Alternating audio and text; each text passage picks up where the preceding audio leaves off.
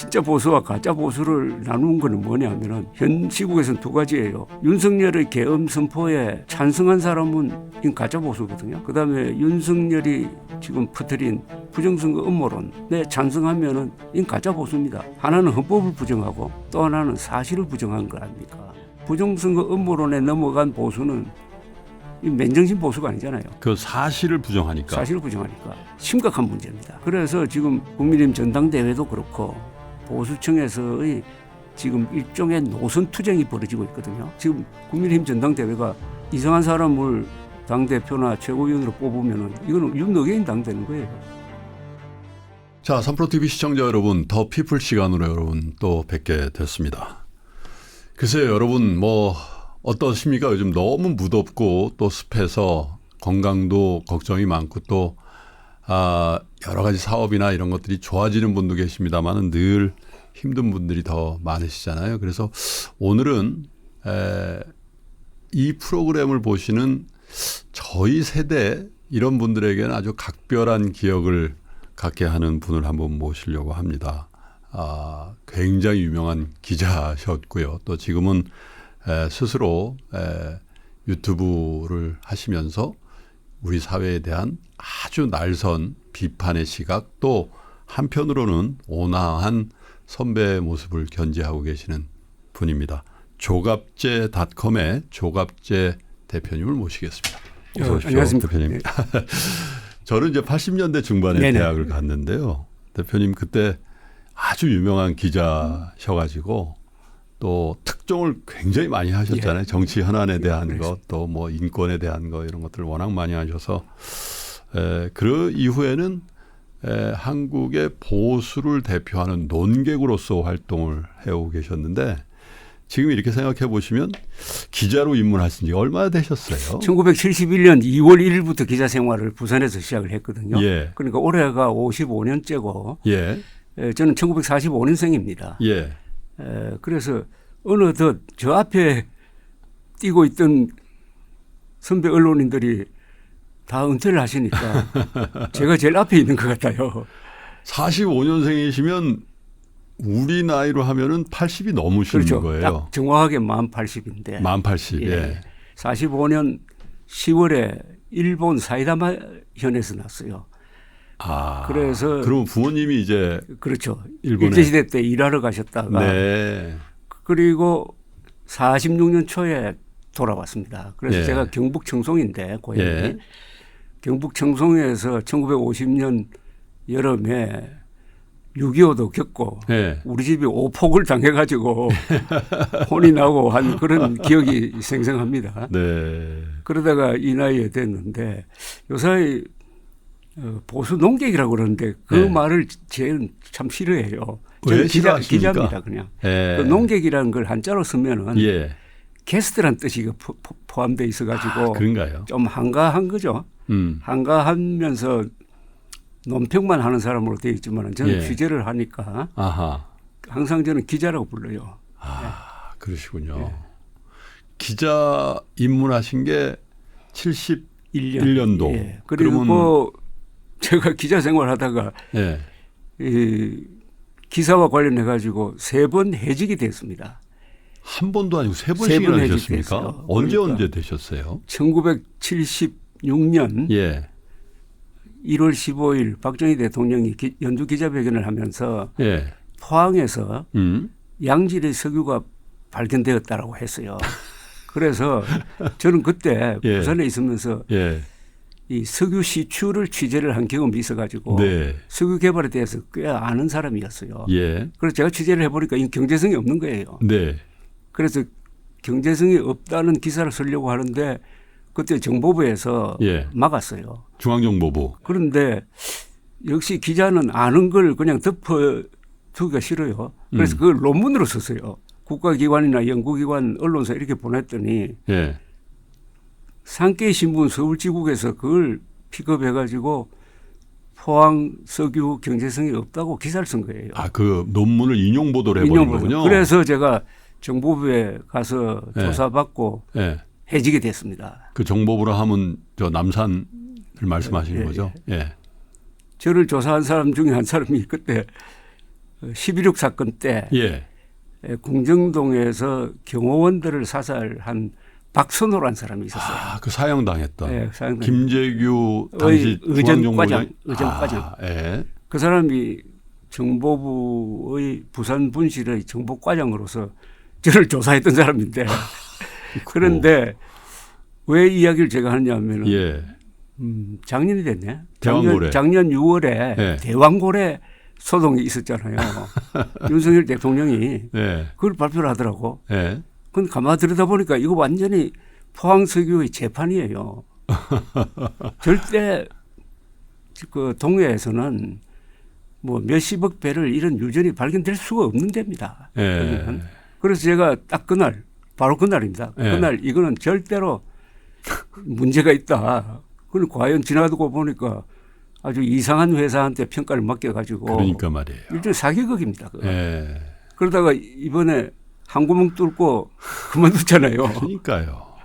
대표님 아마 그런 부분까지는 다 모르실 수도 있어요. 이 증시에 아, 그래. 대왕고래 테마주라 그래가지고요. 맞습니다. 예. 그것 때문에 선의의 투자자들이 얼마나 많이 피해를 받는지 몰라요.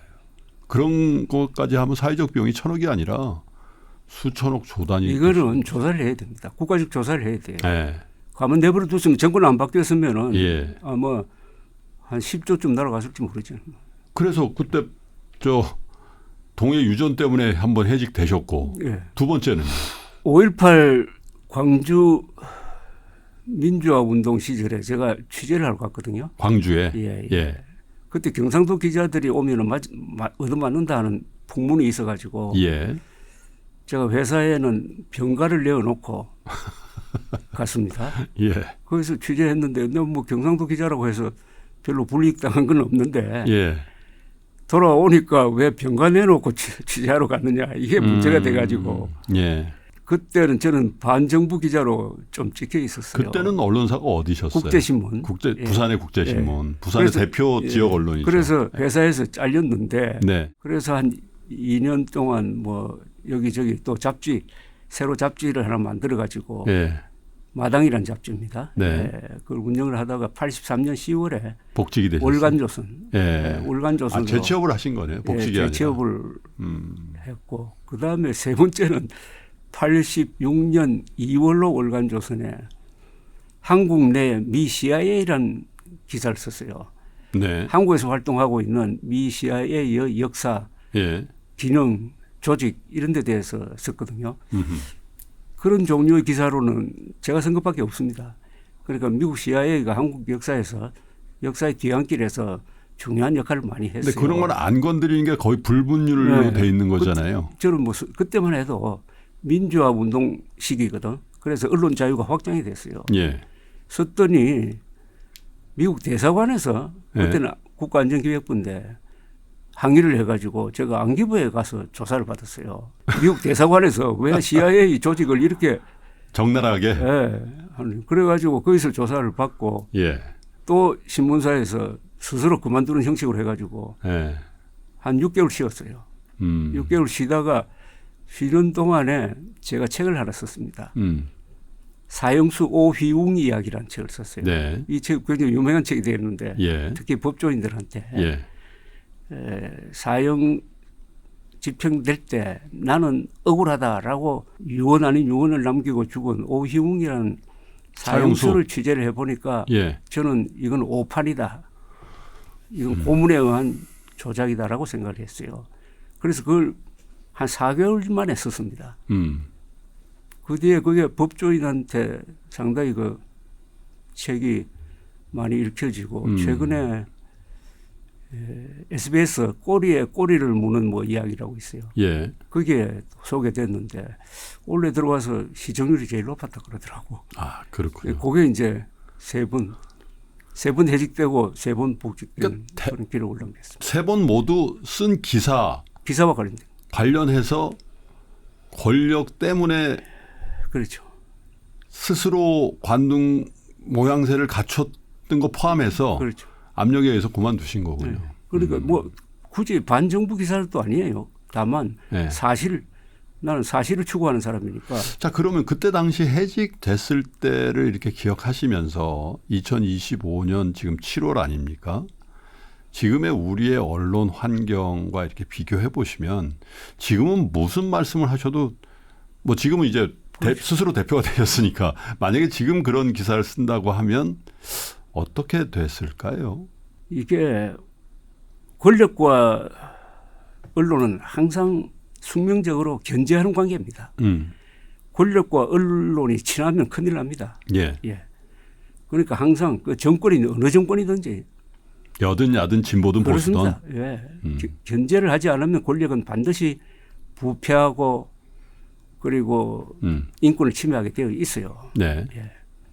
그래서 기자는 팩트 파인딩 스페셜리스트 아닙니까? 예. 팩트 파인딩. 사실과 거짓을 구별하는 전문가니까 예. 그 일에 충실히 하는 게 국가를 위해서 공동체를 위해서 도움이 되는 거거든요. 네. 제가 기자 생활하면서 느낀 게 어떤 쟁점이나 시비거리가 있을 때 사실관계가 명확하면은 저절로 문제가 해결돼요. 그게 바로 실사구시 아닙니까? 우리가 지금 동양에서 실용적 정치를 실사구시란 말로 요약을 하는데 네. 거기서 실은 현실이거든요. 사는 사실입니다. 현실과 사실에 기초하여 옳은 방향을 찾는다는 게 실사구시인데 예. 기자가 해야 될 일이 바로 사실을 정확하게 전달하는 거예요. 그렇죠. 또 사실을 전달할 때는 공평하게 해야 됩니다. 그렇게 하려면은 이 특종에 대한 욕심이 있어야 돼요. 네. 특종에 대한 욕심이 없는 기자는 금메달에 욕심 없는 운동선수하고 마찬가지예요. 최근에 하신 특종은 뭡니까? 가장 최근에 하신. 최근에 가장 큰 특종은 대통령 후보 이재명 인터뷰라고 그럴까? 예. 후보 시절에 3시간. 예. 대통령 되고 나서 2시간. 아, 참 최근에 그 용산 집무실에 네. 가셔서 대통령 되고 나서 2시간. 식사도 하시고 예. 뭐 환담을 좀 하시고 오셨잖아요. 그게 5시간인데 예. 그게 저로서는 특종입니다. 얘가 나왔으니까요. 그러면 이제 가장 최근의 특종이라는 게 며칠 안 됐습니다. 그죠? 정규재 예. 대표님하고 같이 갔다 예. 오신 거죠. 가보시니까 어떤 걸 느끼셨습니까? 또 어떤 대화를 통해서 어떤. 두 분 다 제가 원해서 만나자고 해서 이루어진 만남은 아니고 예. 이재명 후보 또는 대통령실 측에서 초청을 했습니다. 예. 갔는데 물론 저는 보수적 기자로 알려져 있어요. 예. 그런데 기자 앞에 보수적, 진보적 이거 사실 붙이는 게 아닌데 예. 뭐 성향이 그렇다면은 뭐 그렇게 부르는 건 자유인데 어쨌든 그러다 보니까 자연스럽게 이재명 대통령에 대한 비판 기사를 참 많이 썼죠. 예. 그게 아마 만나고 싶어하는 이유 중에 하나였을 거라고 보는데 어쨌든 우리나라에서 가장 중요한 뉴스 소스는 이재명 대통령, 이재명 후보였어요. 네. 그래서 초청을 하니까 저는 뭐 기자로서 당연히 가요. 당연히 예. 당연히 가서 의미 있는 대화를 했습니다. 저도 인간 이재명, 대통령 이재명 이분에 대해서 많은 것을 느끼게 되었고 또 알게 된 점도 있고. 그 전에 알고 있거나 생각했던 이재명 현재 대통령, 당신은 뭐 야당 대표였겠죠. 그리고 후보 시절에 만나보고 또 이번에 대통령이 된 이후에 만나본 이후에 대표님이 생각하는 이재명이란 정치인 어떻게 다릅니까? 한 두 분 만나면서 느낀 뭐 인상은 멘탈이 강한 사람, 명랑한 사람, 네. 낙천적인 사람, 예. 안정감이 있고 예. 말을 쉽게 하고 예. 상당한 균형 감각이 있고 대화를 하면은 합리적 대화가 가능한 사람. 네. 그러다 보니까 좀 편하게 느껴지는 뭐 이런 인상을 받았습니다. 그런데 이 대통령의 인상이라든지 이미지는 매우 중요합니다. 특히 예. 대통령 중심제에서 예. 모든 뉴스가 대통령을 축으로 해가지고 돌아가지 않습니까? 그렇죠. 이재명 대통령 등장한 이후에 일단 나라의 분위기가 밝아진 건 사실이에요. 네. 그러나 그거는 이미지고 구체적인 정책으로 딱 들어가면은 예. 여러 가지 이제 걱정스러운 점이 많죠. 네. 뭐 2시간이라는 게 또 식사 자리도 겸했기 때문에 뭐 깊이 있게 막 그 아주 세부 항목별로 들어가서 이렇게 얘기할 수는 없을 거고 그럼에도 불구하고 가시기 전에 며칠 전에 통보를 받으시고 이제 제의를 받으시고 가시기 전에 내가 이 말은 꼭 해야 되겠다. 그런 걸 준비해서 가게 되더군요. 됩니다. 중요한 그렇게 미팅을 할 때는 네. 그런 건 어떤 게 있으셨어요? 전 국민 회고록 쓰기 운동을 하자고 했어요. 올해가 해방 80주년 아닙니까? 예. 지난 대한민국의 80년 역사는 세계에서 유례가 없는 드라마를 만들어냈거든요. 그렇죠. 그 변화는 뭐 전쟁도 있었고 쿠데타도 있었고 뭐 민주화, 산업화, 외환 위기 등등 네. 이런 게 있었지만은 현재까지의 결말은 해피엔딩으로 가고 있다고요. 예. 그래서 이 위대한 이야기를 기록으로 남겨야 된다. 예. 그러려면은 지금 연세 드신 분부터 돌아가시기 전에 회고록을 써야 된다. 그걸 네. 국가가 다 모아가지고 거대한 자료로 축적을 하면은 여기서 영화도 만들고 뭐 많은 문학 작품도 나올 수 있고 논문도 나올 수 있고 그 경험이 네. 세계의 개발도상국에 주는 어떤 교훈도 있을 것이다. 전국민 회고록 쓰기 운동을 하자고 했어요. 역사에서 최종적인 승자는 기록한 사람입니다. 난중 일기를 쓰지 않았다면 오늘날의 이순신 있었겠어요? 그냥 설화가 되고 신화가 되죠. 반대로 원균이 일기를 썼다면 요사이처럼 그렇게 악마화되지 않을 거라고 기록을 남겨야 됩니다. 아마 우리 시청자 여러분들은 조갑재 대표님이 이제 이재명 대통령이 초대해서 대통령의 일정이라는 게 굉장히 바쁘잖아요. 두 분을 초대한 거는 폭넓게 보수 진보 이걸 떠나서 한번 얘기를 들어보고 싶어서 그런 것 같은데 사실 우리 사회가 지금 가장 문제가 언젠가부터 이렇게 이념적으로 너무 큰 분열이 있어서요. 그래서 이게 어떻게 건강하게 통합하던가 건강하게 병존할 수 있는 사회적인 토대와 분위기를 만들어야 될 것 같은데 뭐부터 시작해야 될까요? 우선 이런 분열의 원인을 우리가 정확하게 파악할 필요가 있어요. 예. 남북 분단 아닙니까? 남북 분단은 이념의 대결이거든요. 예. 이념의 대결은 이거 종교 전쟁하고 마찬가지입니다. 예. 이념 전쟁, 종교 전쟁이 가장 많은 사망자를 만들어요. 정오심이 생깁니다. 예. 6.25를 통해서 겪었잖아요. 예. 그 뒤에 다시 이제 휴전선 체제로 돌아갔지만은 남북 대결의 핵심은 김일성 세력과 대한민국의 대결이에요. 그 예. 대결이 남한에서도 있는 거죠. 좌우로 갈라져서 싸우고 죽이고 뭐 하고 하는 이런 다 상처가 있잖아요. 그게 결국은 좌우 대결로 예. 또는 뭐 보수 진보라고 이야기합니다만 그런 대결의 밑에 깔려 있었어요. 이걸 한 세대에 두 세대에 말끔히 청소하기는 어렵습니다. 예. 다만 요 사이는 이제 그게 그런 이념 대결보다는 어떤 정책의 차이로 가면은 그게 이제 보수 진보의 대결입니다. 네. 좌우 대결은 이념 대결인데 보수 진보라고 하면은 정책의 차이가 있다 이거죠.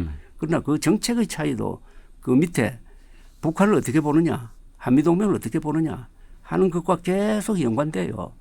그래서 한국의 이 갈등 구조가 다른 나라에 없는 그런 살벌함을 갖고 있는 것은 어떻게 보면 불가피해요. 불가피한데 그걸 이제 해소하려는 노력이 있어야 되고 요새 시대가 많이 지나니까 자연히 보수 진보라는 정책 대결 쪽으로 가는 경향이 있습니다. 있어도 가끔 또 나옵니다. 예컨대 지금 정동영 통일부 장관이 네. 김여정이가 막 욕을 하니까 바로 그 다음 날 한미 군사훈련 조정합시다라고 건의를 대통령에게 그 연관성이 있다고 보세요? 했던 그게 다 연관성이 있죠. 그런 게 나오면 다시 또 대결 구도가 보수 진보가 아니라 좌우 대결 구도로 갑니다. 그런 건데 뭐 노력을 해야죠. 해소하려는 노력을 하고 해야 되는데 일단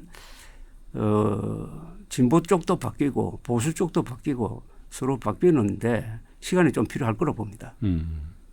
근데 이제 진보 보수를 나누면서도 계엄 국면에서 보수 정당이 보인 그 행태가 대표님이 생각하시는 오리지널 보수, 찐 보수당이면 저렇게 할까라는 생각도 많이 하게 된 것 같고 또 더 진보적인 입장에서는 저 여당이 진짜 진보 정당인가?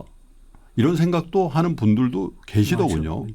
그래서 진짜로 이게 보수는 뭐고 진보란 뭔가에 대한 명확한 어떤 개념 정의가 있으면 이게 진짜다 가짜다를 구분을 할 것 같은데요. 지금 중대한 지금 변화가 한국 사회에서 일어나고 있는데 특히 보수에서 예. 이 진짜 보수와 가짜 보수가 지금 싸우고 있습니다. 예. 진짜 보수와 가짜 보수를 나누는 것은 뭐냐면은 예. 현 시국에서는 두 가지예요. 윤석열의 계엄 선포에 찬성한 사람은 이 가짜 보수거든요. 그다음에 윤석열이 지금 퍼뜨린 부정선거 음모론에 예. 찬성하면은 이 가짜 보수입니다. 예. 왜냐하면 하나는 헌법을 부정하고 예. 또 하나는 사실을 부정한 거 아닙니까? 예. 보수는 3대 조건이 있어요. 예. 사실을 존중해야 되고 법을 지켜야 되고 자유를 보호해야 된다. 네. 사실, 법치, 자유. 예. 이거는 세계 어느 나라도 지켜야 할 보수의 불변의 가치예요. 그런데 지금 국민의힘의 다수는 예. 뭐 18명 그 표결에 참석했던 사람 빼고는 예. 다 위반했잖아요. 그 순간 국민의힘은 정당으로서 영원히 망가져 버린 거죠. 거기서 아직 헤어나지를 못하고 있지 않습니까? 예. 그런데 그게 연동돼 가지고 보수도 지금 분열돼 있습니다. 보수도 보수를 분열시키는 가장 중요한 게 부정선거 음모론이거든. 예. 부정선거 음모론에 넘어간 보수는 이 맨정신 보수가 아니잖아요. 그 사실을 부정하니까. 사실을 부정하니까. 예. 심각한 문제입니다. 어허. 그래서 지금 국민의힘 전당대회도 그렇고 보수층에서의 지금 일종의 노선 투쟁이 벌어지고 있거든요. 예. 그런데 부정선거 음모론을 믿는 사람과 안 믿는 사람이 만나서 느끼는 어떤 그 갈등은 좌우보다 더 심합니다. 그런데 물론 길게 보면은 부정선거 음모론이라는 거짓말이 오래 가지는 못해요. 네. 그러나 단기적으로는 이게 보수를 분열시키고 보수를 격화시키고 예. 보수가 역사의 낙오자가 되도록 만들고 있죠. 그래서 이것은 한국 보수가 철저한 반성과 노선 투쟁을 통해서 다시 건강한 보수로 돌아가야 됩니다. 그러니까 윤 의견이 아니고 보수 의견이 돼야지. 그래서 지금 국민의힘 전당대회가 이상한 사람을 당대표나 최고위원으로 뽑으면은 이거는 윤 의견이 당되는 거예요. 그런데 한국의 보수는 이 굉장한 보수 세력입니다. 한국의 보수를 족보를 만든다면 이승만의 자유민주주의 체제의 건국정신, 박정희의 근대화, 그리고 노태우, 김영삼의 민주화, 이게 한국 보수의 전통입니다. 그리고 정통이죠. 그런데 이런 굉장한 역사를 만들어낸 한국의 보수가 윤석열, 전한길 이런 사람으로 대표되면 되겠느냐 이거예요. 그런데 제가 정말 궁금한 게요. 지금도 뭐 그 전 대통령을 지지하고 옹호하는 분도 간혹 있습니다만은 어쨌든 전 국민의 선택을 받았어요. 물론 근소한 차이긴 하지만 저는 정치적인 격변기마다 우리 국민들이 아주 절묘한 그죠? 민심을 발현해가지고 그때 맞는 리더를 뽑았다라고 생각해 왔는데 어쩌다가 2022년에는 그런 엉뚱한 실수를 하게 됐을까요? 그게 좀 미스테리예요. 그게 참 근데 그걸 실수라고 봐야 될지, 예. 그건 조금 차악 정도는 되는 건지는 예. 그 조금 더 시간이 걸리는데 예. 보수가 잘못한 것은 윤석열 대통령을 지지한 것은 그 상황에서는 그건 비난을 할 수 없어요. 문제는 그 뒤에 윤석열 대통령이 잘못할 때, 잘못할 때 침묵한 거. 이때부터 책임이 생기는 거예요. 예. 첫째, 청와대를 버리고 국방부로 옮기는 과정. 예. 이건 절대로 있을 수 없는 과정이거든요. 예. 그냥 주술에 취한 듯이 2달 만에 옮겨버렸잖아요. 그죠? 이게 얼마나 어마어마한 일이냐면은 대통령 중심제 하에서 대통령 부가 있는 데는 거의 국가의 중심입니다. 그게. 네. 그럼 미국에서 새로운 대통령이 뽑혀가지고 나는 백악관 들어가기 싫으니까 난 펜타곤 가겠다. 말도 안 되는 거죠. 2달 만에 펜타곤 비워 이러는 거하고 마찬가지 아닙니까? 그건 있을 수가 없는 일이죠. 그런데 제가 그렇게 하는 것도 경악이었지만은 예. 거기에 대해서 보수 언론과 보수 지식인들이 비판을 하지 않는 거예요. 누군 뭐 명당이라고 그러던데요. 그래서 저는 그때 이미 윤석열 대통령에 대해서 신뢰를 잃었어요. 그다음에 그 몇 달 뒤입니다. 예. 자기를 대통령으로 만드는 1등 공신 이준석 대표를 몰아내더라고. 네. 내부 총질자라고 그러면서 몰아내는 과정에서 몇 개월 동안 또 법정으로 가고 해가지고 사람들을 짜증냈는데 이게 윤석열 몰락의 결정타입니다. 왜냐하면 0.73%로 아슬아슬하게 이길 수 있도록 만든 게 20대 30대의 남자표 네. 상당한 중도 그다음 보수를 연합해가지고 그건 사실이죠. 만들었는데 예. 이준석을 핍박하니까 젊은 표가 중도 표가 떨어져 나가 버렸어요. 그래서 윤석열 지지율이 50%대에서 20% 초반으로 떨어졌습니다. 예. 그 사태를 겪으면서 예. 거기서 회복되지 못하고 작년 총선을 치른 거예요. 예. 거기서 이미 진 겁니다. 그리고 정치적으로 이런 자충수가 어디 있습니까? 자기의 지지 기반을 아주 고이 관리를 하면서 키워야지. 정치적 자살을 한 거예요. 그리고 작년 2월 6일 의과대학 정원 2,000명 늘리는 발표. 네. 그게 의료 대란으로 가버렸잖아요. 의사표가 떨어져 나와가지고 그것 때문에 수도권에서는 몇십석 날라갔거든. 근데 그것도요. 그때 당시에는 정치공학적으로 그거를 총선에 활용한다라고 낸 계책이었다고 맞을 겁니다. 그랬잖아요. 그럴 겁니다. 국민들이 뭐 그럴 거예요.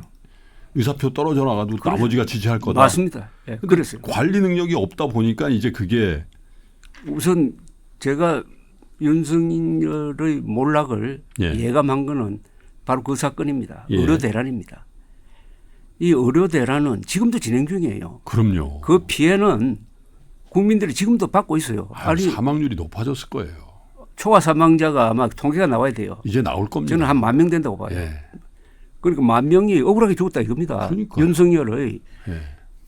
비과학적인 주술적인 정책에 의해서. 예. 그런데 의사들이 이게 보수의 핵심이거든요. 세상에 자기의 지지 기반을 그렇게 공격을 해가지고 득될 일이 있습니까?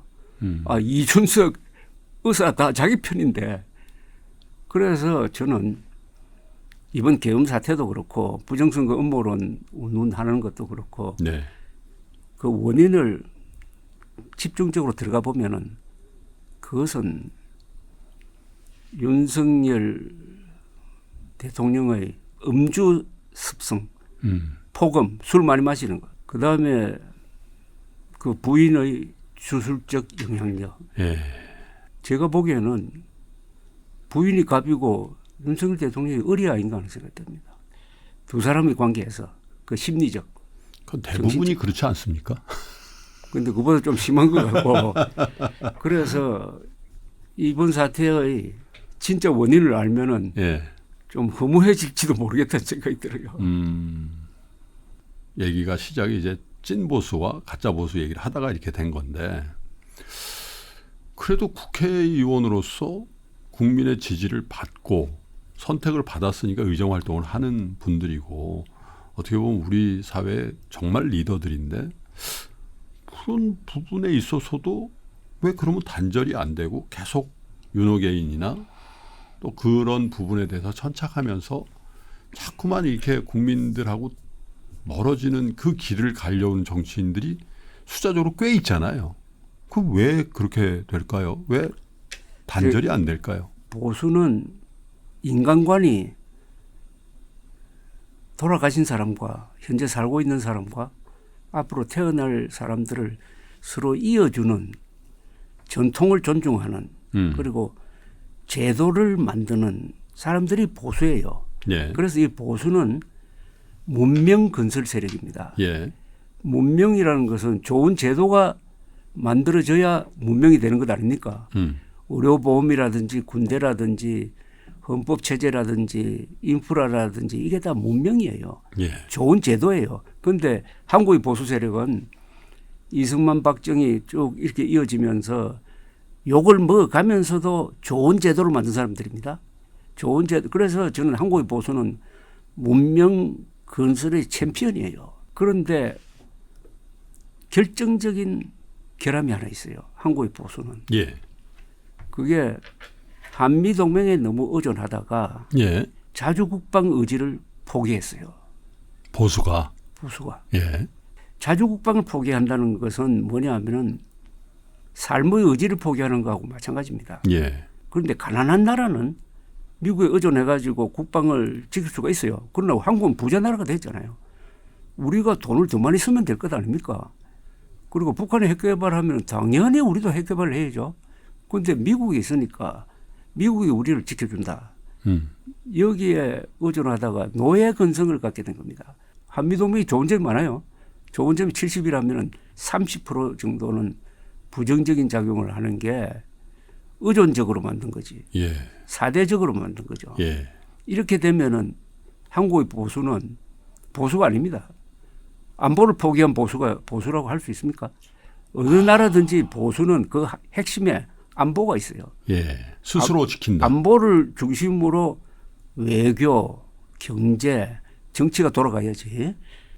제가 이스라엘을 취재를 여러 번 했는데 이스라엘에 1995년에 갔더니 그 유명한 군사 전문 기자를 만났어요. 이분이 예. 지금 서울 한복판에 미군이 있지 않느냐고. 그렇게 되면은 국민이 타락합니다. 아, 그 당시에 이라더라고요. 저한테 그렇게 충고를 하더라고요. 20년 전에 이스라엘 군사 전문 기자가 30년 전. 30년 전에 네. 제가 그 이야기를 듣고 계속 생각을 많이 해봤는데 예. 그게 결국 맞아요. 그 대신 이스라엘은요. 미국과 아무리 친해도 미군의 도움을 받아서 싸운 적이 없습니다. 물론 미군이 주둔한 적도 없고. 왜냐. 자기 나라에 외국 군대가 주둔하면 국민들이 의존적으로 되고 타락한다 하는 걸 알았던 거예요. 우리는 이제 알게 됐어. 그래서 한국의 보수가 가져야 될 어떤 이 애국심, 야성 같은 게 사라지고 거기에 아주 문약한 거 또는 기득권 지키는 거 이런 식으로 되어버려 가지고 지금 이 모양 이 꼴이 되고 그걸 결정적으로 보여준 게 윤석열 전 대통령인데 우리 보수가 문약하고 우리 보수가 나약해지고 타락하게 된 배경이 안보적으로 우리가 의존하는 어떤 그런 상황이 초래한 거다 이런 말씀입니다. 그럼 지금이라도 미군이 단계적이든 숫자를 줄이든 역할을 줄이든 그렇게 해야 된다고 보세요? 우리 주도가 되죠. 우리나라를 지키는데 예. 미국에 의존하고 예. 하면 되겠습니까? 북한은 북한 안에 중국군이 있습니까? 러시아 군대 있습니까? 그럼 우리가 북한보다 못 삽니까? 아니 국방비를 2배, 3배 늘리더라도 우리 힘으로 우리를 지켜야지. 물론 무슨 한미동맹이라든지 전시작전권 이거는 좋은 제도입니다. 전시작전권을 만든 게 1978년인데 그리고 이것은 사실은 우리하고 전시작전권은 미군이 가지고 있는 게 아니에요. 전시작전권은 한국 대통령과 미국 대통령이 50%씩 공동 소유하고 있다고. 작전 사령관만 미군이죠. 그래서 이것은 어떤 너무 민족적 뭐 이런 시각으로 볼 건 아니에요. 기능적으로 봐야 된다. 네. 그러나 전체적으로 보면은 주한미군에 의존하고 한미동맹에 예. 너무 의존해가지고 핵 문제까지도 그 사람들 보고 풀어달라는 거 아닙니까? 핵 문제는 우리가 해결해야지. 그것까지 미국 사람들 보고 해결해달라고 하면은 네. 그때부터는 노예 근성의 소유자가 되는 거고. 아니 지렁이도 밟으면 꿈틀거린다고 하는데 한국이라는 나라가 안보를 무임승차할 생각을 가지면 됩니까? 무임은 아닙니다. 돈을 내긴 많이 돈을 내는데. 내는데 그것도 15억 달러 정도 가지고 그걸 뭐 늘리려냐 그런 식으로 하니까 네. 우리가 뭐 그래요. 하여튼 그 어느 정부나 출범할 때는 뭐 정도의 차이가 있습니다만 많은 기대를 받잖아요. 그렇죠. 새 출발이니까. 그런데 이재명 정부는 전 대통령의 불법적인 계엄으로 인한 탄핵으로 예정이 없었거나 아니면 예정보다 훨씬 빨리 정부가 출범했잖아요. 그죠? 그래서 오히려 더 큰 기대가 있기도 하고 우려도 있는 것 같습니다. 대표님 보시기에 이재명 정부가 이런 것들은 정말 조심해야 된다. 지금은 매우 지지를 받는 하지만 이러한 부분들을 놓치면 다시 지지율이 떨어지고 또한 그렇게 함으로써 정책의 동력을 잃을 수 있다. 그 얘기를 좀 들려주십시오. 지금 윤석열 정권을 검찰공화국으로 규정을 했잖아요. 예. 예. 그 검찰공화국으로부터 탄압되었다. 핍박을 받았다. 견뎌냈다. 그게 이재명 대통령을 만든 하나의 큰 원동력이었어요. 근데 요사이 특검이 3대 특검이 수사를 하면서부터 예. 또 지금 검찰 개혁을 하겠다고 하는 것부터 또 사법부에 대한 압박 이런 걸 쭉 종합하면은 아니 이재명 정부도 뭐 검찰 정권 쪽으로 가는 것 아니냐 하는 인상을 주고 있습니다. 이 특검이 상당히 좀 쟁점인데요. 예. 이 3대 특검을 밀어붙인 사람들이 야당 시절의 민주당인데 집권을 했다 이거예요. 예. 보통은 특검은 야당이 원해서 되는 거거든요. 지금은 여당발 특검이라고. 그런데 특검 수사가 나는 좀 무리를 하고 있다고 봐요. 무리다. 예, 무리하는 구석이 몇 개가 있어요. 예. 예를 들면요. 평양에 드론을 보낸 거를 그걸 외환죄로 구성하려고 하는 거예요. 드론 사령관을 인신 구속했죠. 영장 청구를 했는데 기각이 됐지. 아, 그 인신 구속하려고 했죠. 기각이 예, 됐어요. 기각이 됐죠. 그런데 이재명 대통령 만났을 때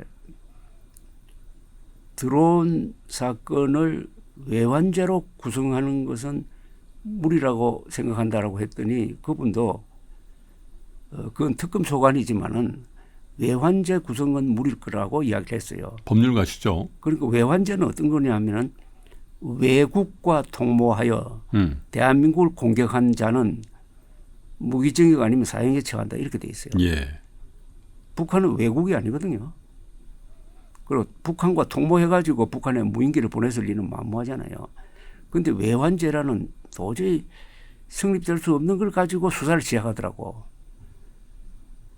법률가가 있었다면은 그렇게 안 했을 텐데 이게 정치인, 언론인이 부추긴 면이 있어요. 그래서 이 수사가 지금 좀 무리한 방향으로 가고 있고 드론 보내고 하는 것은 이 간첩 작전과 비슷해 가지고 비밀 군사 작전 아닙니까? 비밀 군사 작전을 수사를 하기 시작하면은 그 정보가 다 공개가 됩니다. 네. 그래 북한은 지금 들여다보고 한국에서는 드론 작전을 어떤 시스템으로 하는지 좀 훤하게 알게 됐을 거라고요. 그 다음에 이런 수사를 하면은 네. 앞으로 천안함 폭침이라든지 연평도 포격과 같은 돌발 사건이 났을 때 지휘관들이 과감한 결정을 못 합니다. 이랬다가 세월이 지나면은 난 또 검찰 수사 대상이 아니냐 이래 되면 조심하게 된다고. 이 작전은 순간적인 대응이 제일 중요한 것 아닙니까? 얻어맞았을 때 몇 초 안에 대응하는 이런 건 즉각적으로 해야 돼. 자동적으로 돼야 되거든요. 예. 그래서 이건 굉장히 조심해야 된다 하는 생각이 듭니다. 음. 똑같은 차원에서 그 최상병 특검도 전 해병대 사령관 구속영장 청구했다가 그것도 기각이 됐다고. 그래서 우리가 보호해야 될 게 군대입니다. 국군입니다. 국군이라고 하면 그 장교단의 사기도 보호하고 해야 되는데 너무 그쪽으로 지금 수사가 집중돼 가지고 계엄 사태로 해가지고 이미 거의 황폐화가 되고 숙대밭이 됐는데 이 특검 수사를 통해서 또 그렇게 되고 이게 이제 내란 수사가 국민의힘을 수사 대상으로 삼기 시작하면은 또 이게 어떻게 보면은 보수가 뭉치는 자극제 역할을 할 수도 있어요. 그래서 그걸 아주 잘 가려서 해야 되는데 네. 지금 특검이 3대 특검에 동원된 검사 수가 140명인데 사실상 검찰청 하나 새로 만든 거하고 마찬가지거든요. 그러면은 자연스럽게 공명심에 의해서 무리를 하게 된다. 그게 부담이 누구한테 가느냐? 민주당이 간다 이거예요. 과거의 특검은 야당 특검이니까 특검이 잘한다고 하면은 국민들이 박수치고 했는데 여당의 특검이라 이거죠. 여당 발특검이라는 거지. 예. 정동영 장관이 한미 군사훈련을 조정해야 된다는데 이거는 그렇게 쉽게 던질 이야기가 아니거든요. 한미 동맹이 유지되려면 한미 군사훈련이 항상 이루어져야 합니다. 그게 뭐 북한을 자극하는 것도 아니잖아요. 북한은 자극한다고 거짓말을 하지만 그걸 국방부와 논의도 하지 않고 미국 측과의 논의도 없이 그냥 언론에 툭툭 던져버리면 그 전부 다 대통령한테 간다니까요. 아, 그 부담이. 그렇죠. 예. 그리고 한미 군사 훈련에 대해서 이런 아주 악몽 같은 게 있지 않습니까? 2018년 6월에 싱가포르에서 트럼프가 김정은 만나고 나와서 기자회견을 하면서 갑자기 한미 군사 훈련은 돌이 든다 하면서 중단시켜 버렸어요. 미군하고도 논의하지도 않고. 그래서 그 뒤에 이거를 복원시키는데 한국과 미군이 고생을 그렇게 많이 했습니다. 예. 그런데 다시 또 이걸 조정한다면 그것도 예. 김여정한테 잘 보이기 위해서 하는 것처럼 비치면은 장관이야 뭐 그런 말 하고 빠져버리면 그 말이지만 국군 통수권자인 대통령이 부담을 정권의 부담이 된다 된다, 이겁니다. 그 우리나라가 이제 1945년에 해방된 이후에 많은 대통령이 이제 탄생했고 또 그 중에 작지 않은 분들은 좋은 결과를 못 봤던 것 같아요. 조갑재 대표님이 보시기에 우리나라 초대 이승만 대통령부터 직전 윤석열 대통령까지 이재명 대통령의 입장에서 모범으로 삼아야 될 대통령을 꼽자면 어떤 대통령을 꼽으시겠습니까? 역대 대통령 중에서 두 사람은 확실히 실패한 대통령이라고 봅니다. 누굽니까? 문재인, 윤석열. 네. 그 나머지는 실패했다고 볼 수 없어요. 나머지 대통령은. 그리고 물론 지금 말씀드린 대로 이승만, 박정희 그리고 감옥에 간 전두환, 노태우 그리고 극단적 선택을 한 노무현, 박근혜 감옥에 간 이런 분들이 실패한 것으로 보이지만은 예. 역사적으로 볼 때는 그렇지 않아요. 역사적으로 본다는 말은 예. 법률적으로 본다는 것보다는 차원이 높은 것 아닙니까?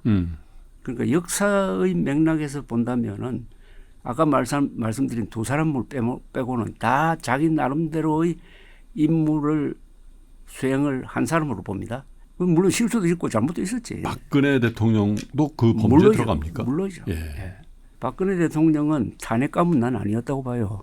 예. 그런데 그렇게 본다면은 이재명 대통령은 어떤 사람을 본받는다기보다는 역대 대통령들이 걸어왔고 감당했던 것을 자기 것으로 수용을 해야 됩니다. 예. 과거의 잘못도 그건 내 잘못이 아니다 이렇게 할 게 아니라 과거의 잘잘못을 다 자기 것으로 받아들이고 그 위에서 그걸 딛고 서야 돼요. 그러니까 지금까지 14층 건물을 쌓아 올렸는데 14층 위에서 일을 시작해야지 앞에 걸 부정해가지고 1층에서 다시 시작할 수는 없잖아요.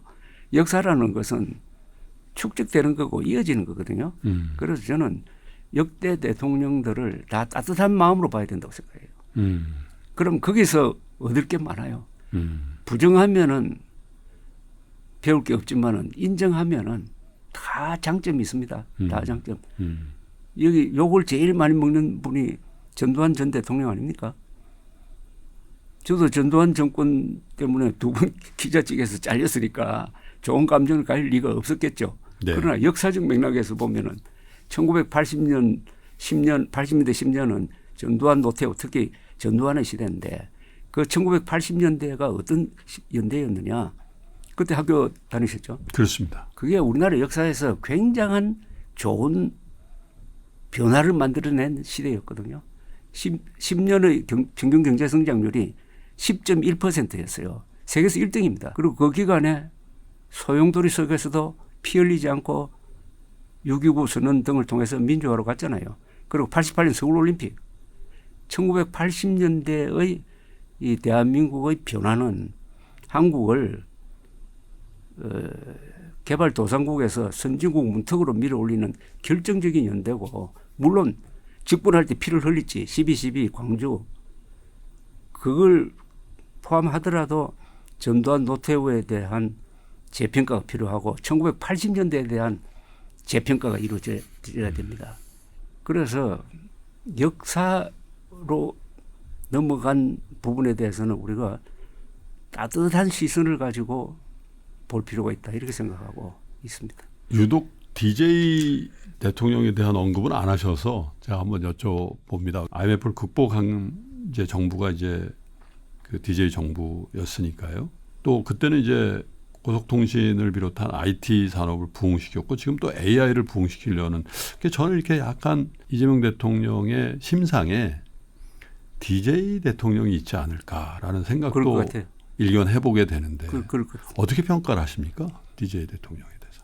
대통령으로서 이야기한다면은 그 외환 위기를 극복하는데 한국 경제 체질을 바꾸는데 중요한 공을 세웠죠. 그러나 김정일을 만나러 간 거에서 시작된 이 6.15 선언 네. 너희 문제가 있어요. 그때 북한 핵 문제를 해결할 수 있는 찬스였거든. 북한이 가장 약한 위치에 있었어요. 네. 그때 대북 제재를 계속 했더라면은 북한이 핵을 포기했을지도 모른다는 생각이 있고요. 그 점이 이제 양면으로 존재를 합니다. 제가 김대중 전 대통령과 관련된 책을 3권이나 썼구나. 3권이나 썼는데 대충 비판적인 입장에서 특별히 대북 관련해서 입장에서 썼어요. 예. 그런데 요사이 김대중 망명일기라는 책이 나왔어요. 예. 유신 시절에 2년 동안 일본 그리고 미국을 오가면서 망명했죠. 썼던 그걸 제가 어제 한글사에서 나왔는데 그걸 보고 밤새워 다 읽었어요. 아 재밌어요. 체감하셨겠네요. 왜냐하면 그때 인터뷰도 하시고 그죠? 그때 물론 그것과 이걸 읽어보니까 예. 이분이 좋고 나쁘고 뭐 이 저 가치관을 하고 얼마나 치밀한 사람인지 예. 자기 관리가 얼마나 그러니까요. 철저한지 예. 이런 분이 프로 정치인이에요. 예. 그 퇴임 시에 대부분 지지율이 폭락하는 경우가 일반적이었던 것 같아요. 역대 대통령들이 아니면 임기를 못 마쳤거나. 그런데 그럼에도 불구하고 문재인 대통령은 퇴임할 때도 어쨌든 예? 높았어요. 예, 높았어요. 그리고 윤석열 전 대통령은 대표님도 인정하시고 대부분의 국민들이 지금 장악하게 됐습니다마는 정상적인 대통령으로서의 업무 수행을 못했겠구나라는 생각을 하게 되고 탄핵을 당하는 그 국면에서도 국가원수로서의 자존심 이런 것들을 보여주지 못한 대통령이라고 인식이 많이 돼 있습니다.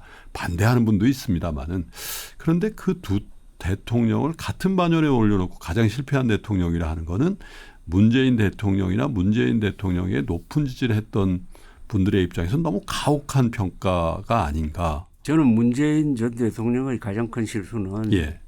종북 정책입니다. 친북이 아니에요. 네. 종북.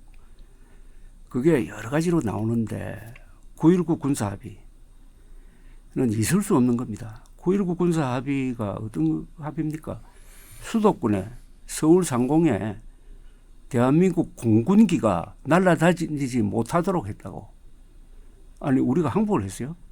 이라크처럼 항복하면은 이라크에 그 쿠르드족이 많이 사는 데는 비행금지 구역으로 만들잖아요. 예. 어떻게 수도권 상공에 비행금지 구역을 만듭니까? 9.19 군사 합의를 파기한 것은 윤석열 전 대통령이 잘한 겁니다. 물론 우리가 먼저 파기한 게 아니에요. 김정은이가 파기를 하니까 우리도 그럼 안 지키겠다고 해가지고 사라진 겁니다. 이걸 다시 지금 정동영 통일부 장관이 복구하려고 하는데 그건 아주 문제가 있고요. 그것 하나만으로 그리고 2018년 9월 17일로 기억되는데 평양의 경기장에서 연설을 하면서 남쪽 대통령 문재인이 뭐 평양 시민에게 인사드린다는 이런 표현을 썼잖아요. 그 7분 연설. 그것은 대한민국 대통령이 할 수 없는 연설입니다. 남쪽 대통령이 있습니까? 예. 대한민국 대통령이지. 그 7분 연설은요. 아들뻘 되는 김정은을 민족의 지도자로 축혀 올리는 듯한 연설입니다. 이거는 대한민국의 영혼과 관련되는 거예요. 헌법 정신을 위반한 건 물론이고. 그러니까 이 진보 출신 대통령들의 뭐 여러 가지 그 실책도 있고 합니다만은 그 중에 가장 대표님께서 이건 아니다라고 생각하는 대부분 북한과 관련된 그렇습니다. 예, 안보와 관련된 북한 그리고 대한민국의 정통성과 관계된 양보할 수 없는 게 네. 그거 아니겠습니까? 대한민국의 역사적 정통성. 음. 그러니까 우리가 남북 관계를 이렇게 뭐 평화적으로 뭐 한다는 건 좋은데 어디까지는 그건 헌법에 기초해야 되거든요. 네. 헌법은 남북 관계를 어떻게 보라는 명령입니다. 예. 헌법 제1조는 대한민국 민주공화국이다. 예. 그 대한민국 영토는 한반도와 그 부속 도서로 한다. 헌법 제3조. 그래서 북한 노동당 정권이 불법 강점하고 있는 우리의 영토로 규정한 것 아닙니까? 그러니까 북한 동포는 우리와 같은 국민이잖아요. 예. 그러니까 헌법 제4조.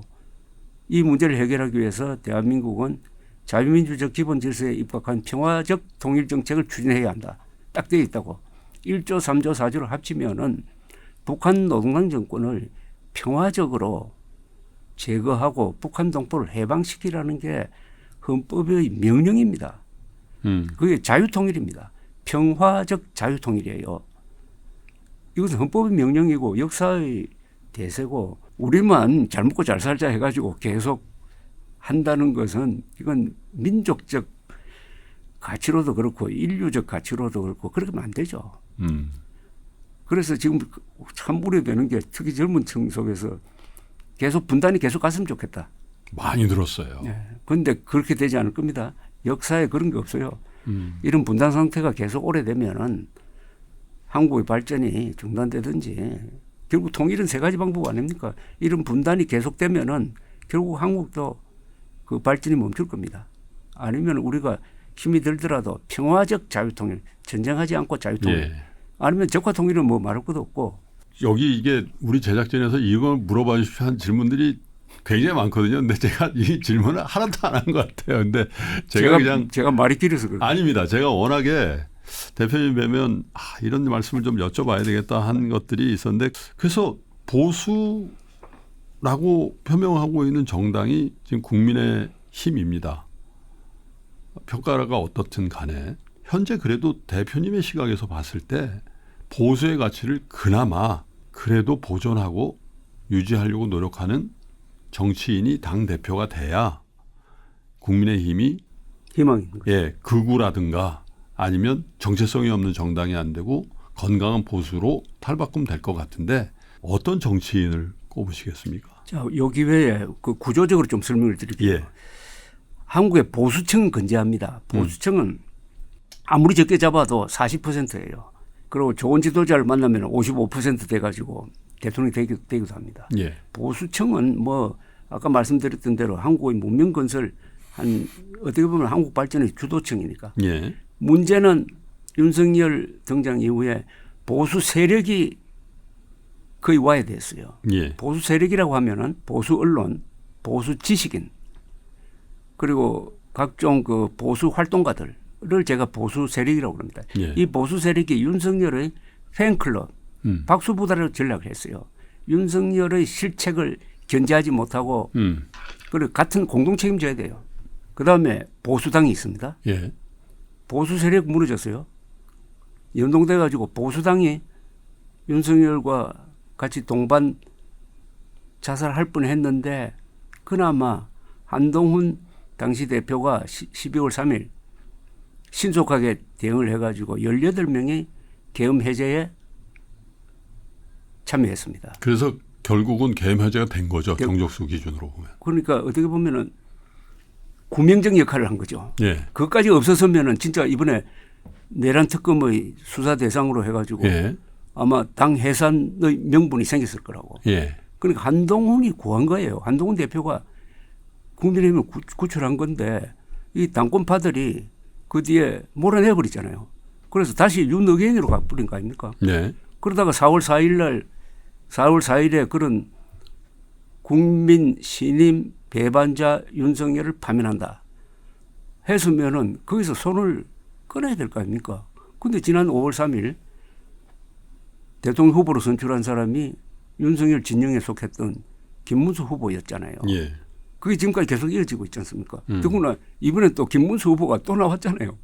지금도 지지율이 제일 높은 것 같아요. 그러니까 이러면은 만약 김문수 후보가 당대표가 되면은 사실상 이게 윤의견 당이에요. 극우당이라 해도 됩니다. 네. 극우보다도 더 나쁜 음모론, 부정성 음모론이 같이 있어요. 그러니까 극우 컬트 그룹이 되는 거예요. 그러면은 국민의힘에 있는 그 맨정신을 가진 사람들 하고 과연 같이 갈 수 있느냐? 분당이 될 가능성이 있겠네요. 당장은 되지 않겠지만은 그런 분열적 요소가 있으니까 당이 제대로 이재명 정부를 견제를 할 수가 없지. 아니 계엄에 찬동하고 부정적 음모론을 퍼뜨린 세력이 주도권을 잡은 정당이 견제 세력이 될 수 있냐? 무슨 말을 한들 그게 먹히겠느냐 이겁니다. 네. 그래서 앞으로 만약 그렇게 될 가능성이 좀 있는 모양인데 그런데 지금 이 전당대회에서는 국민의힘 당원들이 혁명을 일으켜야 돼요. 국민의힘 당원이 이번에 투표권 있는 사람이 한 70만 명이 될 겁니다. 네. 그 사람들이 최소한 맨정신파를 당대표로 뽑든지 최고위원으로 뽑아야 되는 건 아닙니까? 그런데 가끔 우리나라 야당 역사에 보면은 야당 당원들이 그런 혁명적 선택을 해가지고 역사가 바뀐 경우가 있어요. 1979년 5월 30일 신민당 전당대회에서 예. 김영삼 총재를 뽑았거든요. 그때 이철승 대선이 있었죠. 이철승 그때는 총재라고 그랬을 거예요. 이철승 총재는 박정희 대통령과 좀 우호적인 관계를 유지하니까 그렇죠. 그게 반발한 선명한 분들. 당원들이 예. 뽑았다 이거예요. 음. 결국 마지막에는 본인이 참 제명됐어요. 그렇죠. 제명되고 부마 사태 일어나고 11.6으로 연결되거든요. 이 역사가 바뀐 겁니다. 그래서 이번에도 국민의힘 당원들이 지금 야당이니까. 그렇죠. 야당이니까 과거에 그런 당원들처럼 네. 이거 안 되겠다. 보수의 명예를 더럽히는 그런 사람 말고 문명 건설의 챔피언으로서의 보수의 격에 맞는 사람을 뽑아야 되겠다 하는 그런 결단을 내리느냐 마느냐. 만약 그렇지 않고 엉켜가면 결국 국민의힘은 핵심 세력은 경북 토호당 되는 거 아닙니까? 경남 부산 저쪽은 많이 달라졌고 경북 토호당으로서 남아가지고 지방선거 총선 대선 되겠느냐. 아니 근데 그것도 전 참 궁금해서 그냥 여쭤보는데요. 지역으로 따지면 그 TK라고 그 거명되는 그 지역이 있잖아요. 대구 경북 지역에 교육의 수준이 굉장히 높잖아요.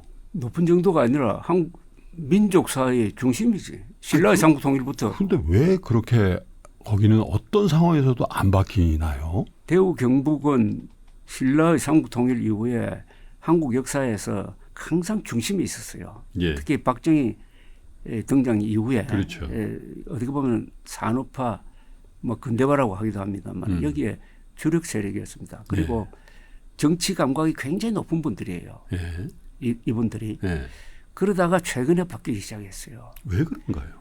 박근혜 전 대통령 탄핵 이후에 예.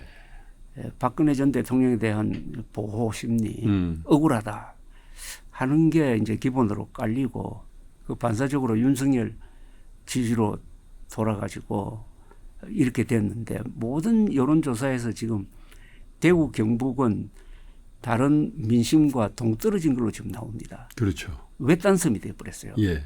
이 고립감을 느끼기 시작하면 더 안으로 뭉친다고. 그래서 굉장히 이게 악순환에 지금 빠져 있습니다. 그러나 요새 여론조사 보면은 또 달라지는 뭐도 느끼고 했는데 그게 이제 하나의 시험대가 이번 전당대회 같아요. 이번 전당대회에서도 똑같은 선택을 한다면은 네. 국민의힘은 극우당으로 예.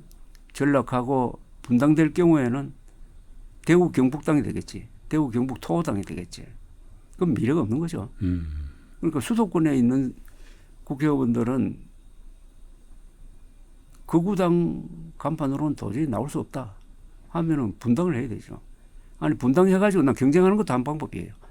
소수 극우당으로 남겨놓고 그 다음에 수도권 그러니까 대구 경북을 제외한 데 지지 기반을 가진 네. 부정성 음모론에 반대하는 맨정신 보수가 뭉쳐가지고 선거를 하고 그다음에 이 극우당과 하는 경쟁 관계로 해가 나중에 소멸시키든지 하는 쪽으로 가는 게 맞는데 이게 정치라는 게 단숨에 이게 그러니까요. 많은 어떤 축적 과정을 거칠 건데 예. 결과적으로는 그렇게 될 겁니다. 결과적으로는 같이 갈 수는 없을 거예요. 네. 관세를 비롯해서 트럼프 행정부와 이재명 정부는 어떤 관계, 또 한국과 미국은 어떤 우호설린의 관계, 아까 주한미군에 대해서도 아주 파격적인 말씀을 해주셔서 여쭤봅니다만 어떤 장차 앞으로 어떤 관계를 정부 차원에서 맺어가야 된다고 보시는지요? 우리가 약소국이 아니잖아요. 어떻게 보면 강대국이잖아요. 강대국이라는 기준이 뭡니까? 민주주의를 해야 될 거 아닙니까? 그리고 인구가 5천만 이상은 돼야 될 거고 예. 1인당 GDP가 한 3만 달러 이상 되는 나라예요. 그런 나라가 7개밖에 없대요. 7개밖에 없습니다. 그러면은 그에 대한 자신감을 가질 필요가 있다고 생각을 합니다. 예. 그리고 트럼프라는 독특한 존재에 대한 냉정한 분석이 있어야 될 거라고 생각해요. 지금은 트럼프가 미국을 대표하는 것 같지만은 네. 과연 중간선거에서 유지하느냐. 중간선거에서 지면은 그다음에 이제 재선은 불가능하니까 그렇죠. 레임덕이 올 가능성이 레임덕이 많죠. 온다는 것도 생각하고 예. 잘 견뎌야 된다 이런 이야기고요. 예. 그리고 지금 미국이 한국에 대해서 미국과 중국 사이에서 미국을 선택하라 라는 압박에 아주 현명하게 대처를 해야 되는데 예. 우리는 둘 중에 하나를 선택할 수 없잖아요. 그죠? 어떻게 하겠습니까? 어느 중국을 적대시할 수도 없고 예. 한미동맹을 깰 수도 끊을 없고. 수 없고 예. 여기에 어떻게 버티느냐 하는 거 상당히 고민거리인데 이것은 국민의 지지가 있어야 돼요. 네. 국민들이 이제는 주체적인 입장에 서야 되고 그다음에 중국에 대한 정확한 우리의 시각을 가질 필요가 있다고 생각합니다. 어떤 거 지금 하나 우려되는 게 이 부정성 음모론자들이 인종적 반중 노선을 가고 있다고. 네. 그런 게 느껴지지 않습니까? 예. 인종적 이건 민족주의가 아닙니다. 내셔널리즘이 아니고 레이시즘인데. 레이시즘이라는 거죠. 아니 부정선거를 획책한 뭐 중국 간첩 99명을 미군이 붙들어 가지고 오키나와에 데리고 갔다는 이런 걸 믿는 사람들이 있을 정도고 지금요 미국과 한국 사이에 부정선거 음모론자들끼리 연대가 이루어지고 있습니다. 아니 무슨 탄인가 그 사람은 그러니까 도대체. 아니 그런데 그런 사람들이 같은 부정선거 음모론 세력인 트럼프 쪽에 계속 나쁜 정보를 넣고 있는 것 같더라고. 그 이간질 시키고 있어요. 그러니까요. 그러니까 이 부정선거 음모론은 친구들도 이간질시키고 가족도 이간질시키고 나라도 이간질시키고 그걸 어떻게 합니까? 지금 한미동맹까지 지금 이간질시키는데 예. 중국과 한국의 관계는 지리적으로 역사적으로 뗄 수 없는 관계고 어떻게 되겠어요?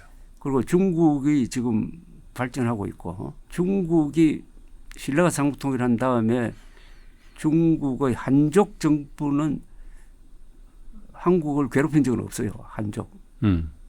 이제 몽골 이런 건 좀 명골이나 저 청나라 같은 건 만주족이죠. 한족이 네. 아니니까 그래서 상당히 오랫동안 친선 관계가 있었다고 봐야 되고 우리가 중국을 사대주의로 모신 건 사실이지만은 중국이 한국의 존재를 무시한 건 아니거든요. 그래서 이 친선 관계는 계속 가져가야 되는데 다만 지금 북한 문제를 가지고 우리가 중국과 대결하고 대치 관계에 있는 것 아닙니까? 그런데 미국은 지금 북한이 주된 목표가 아니고 중국이죠. 거의 주적으로 삼아가지고 하고 있으니까 우리의 안보의 그 개념이 미국 쪽으로 가버리면은 대중 전초기지가 될 수도 있지 않습니까? 여기에 대해서 굉장한 고민이 좀 필요하다고 보는데 흔히 네. 이 전문가들 이야기는 양다리 걸치기는 안 된다라고 이야기는 해요. 그런데 양다리 걸치기가 아니라 균형은 잡아야 되는 것 아닙니까? 그렇겠죠. 그런데 이런 문제는 국민들의 지지가 없으면 안 됩니다. 국민들이 그렇다고 제가 뭐 반 트럼프 선동하라는 게 아니고 미국의 합리적인 사람들이 있다는 걸 알고 우리도 트럼프에 대해서 할 말을 할 수 있는 실력이 있어야 되는 거 아닙니까? 네. 예. 나는 그게 있다고 봐요. 그러니까요. 조갑제닷컴의 조갑제 대표님을 모시고 정치 얘기를 비롯해서 또 한국 사회의 여러 가지 현안 이런 얘기를 나누다 보니까 벌써 한 2시간 가까이 그래도 있습니다. 돼가고 있습니다. 네. 그래서 오늘 순서 이렇게 마감하려고 합니다. 그런데 회고록 얘기를 하셨습니다마는 우리는 경제의 규모라든지 나라의 부강함 또 선진화된 어떤 기술력 이런 것들을 감안해서 보면 참 기록에 인색하다. 그리고 전승에도 매우 인색한 것 같습니다. 단절을 좋아하고 그런 것 같습니다. 그래서 어떤 정치색을 가진 어떤 인사 이런 관점이 아니라 70년대부터 뭐라고 할까 현장을 뛰는 가장 특종을 정치권에서 많이 한 기자로서 기록을 하시는 분의 입장에서 가끔 모셔서 지나간 과거의 얘기 또 그걸 기반한 현재와 미래의 얘기를 좀 나눠봤으면 하는 그런 생각을 갖게 됩니다. 감사드립니다. 또 조갑제 TV가 있으시죠? 예, 여러분도 많이 시청해 주시기를 바라겠습니다. 다음에 또 기회가 되면 모시도록 허락해 주시면 좋겠고요. 오늘 하나 마지막으로 그러시죠. 말씀드리고 싶은 게 우리가 지금 민족 글을 쓰는 역사로 치면 한 2000년 역사에서 지금 이 시점에서 여기서 살고 있는 우리가 가장 행복한 사람들입니다. 평균 수명 세계에서 1등 아닙니까? 예. 그래서 제2의 황금기를 살고 있습니다. 제1의 황금기는 신라가 삼국통일한 이후에 동북아시아에서 전쟁이 250년 동안 없었어요. 그래서 저는 이 순간에 여기서 살고 있다는 게 얼마나 행복한지 그러니까 이 삶을 즐겨야 된다고 생각합니다. 알겠습니다. 여러 가지 의미가 있는 말씀인 것 같습니다. 다음 시간에 또 뵙도록 하겠습니다. 감사합니다. 전원경 교수님과 함께 미국과 필라델피아를 누비며 세계 7대 미술관을 모두 관람합니다. 관심 있으셨던 분들은 조금 서두르시면 좋겠네요. 영상 아래 링크에서 자세한 내용을 확인하세요.